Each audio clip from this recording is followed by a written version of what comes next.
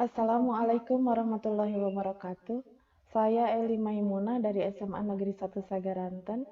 Saya akan memaparkan tentang pendidikan inklusif yang sudah saya ikuti.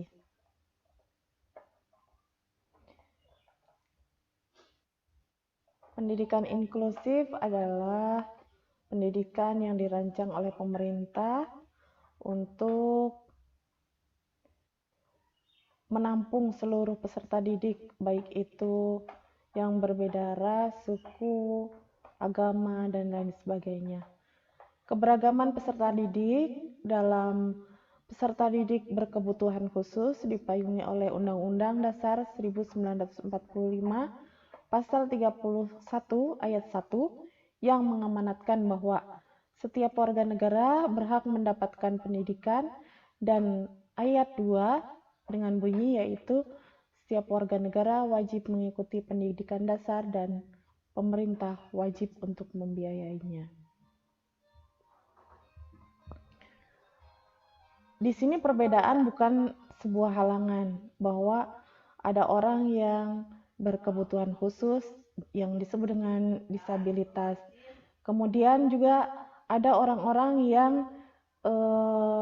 normal, baik secara fisik maupun mentalnya. Dan itu perbedaan yang bukan menjadi halangan untuk mendapatkan pendidikan. Tugas guru yaitu sangat penting untuk memberikan wawasan kepada peserta didik bahwa masyarakat majemuk tradisional perlu mempertimbangkan adanya pluralitas horizontal, adanya perbedaan etnik, sub-sub etnik, dan pluralitas vertikal, yaitu adanya pelapisan-pelapisan sosial.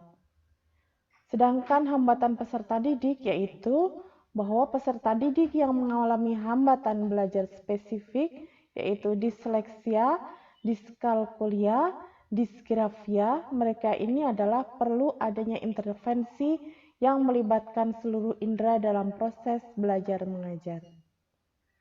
Landasan pendidikan inklusif adalah bertolak dari filosofis Bhinneka Tunggal Ika, keberagaman termasuk di dalamnya adalah anak yang berkebutuhan khusus yang merupakan salah satu bentuk kebinekaan, seperti halnya perbedaan suku, ras, bahasa, budaya, atau agama.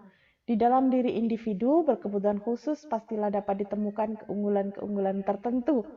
Kelemahan dan keunggulan tidak memisahkan peserta didik yang satu dengan yang lainnya, seperti halnya perbedaan suku, bahasa, budaya, agama, dan mereka tetap dalam satu kesatuan.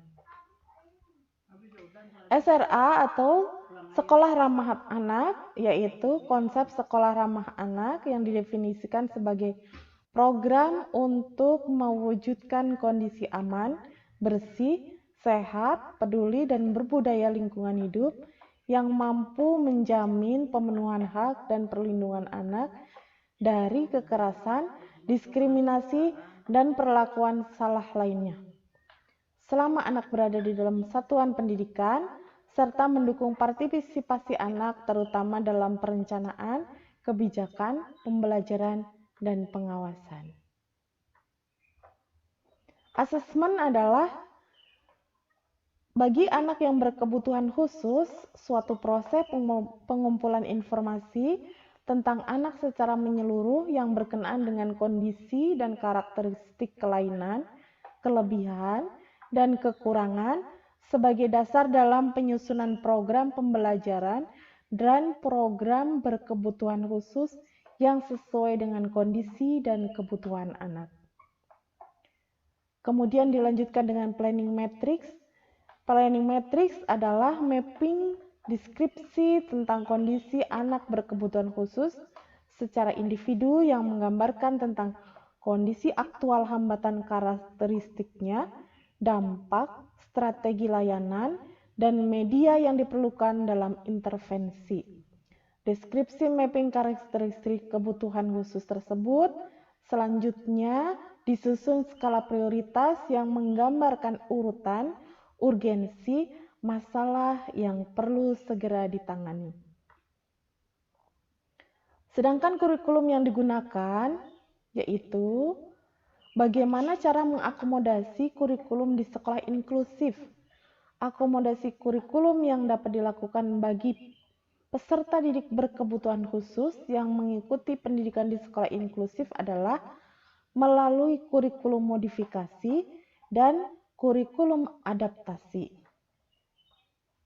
PPI adalah program pembelajaran individual, merupakan program yang dinamis, artinya sensitif terhadap berbagai perubahan dan kemajuan peserta didik berkebutuhan khusus yang diarahkan pada hasil akhir, yaitu kemandirian yang sangat berguna bagi kehidupannya, mampu berperilaku sesuai dengan lingkungannya, atau berperilaku adaptif. Demikian tadi pemaparan saya tentang pendidikan inklusif di sekolah umum. Terima kasih. Assalamualaikum warahmatullahi wabarakatuh.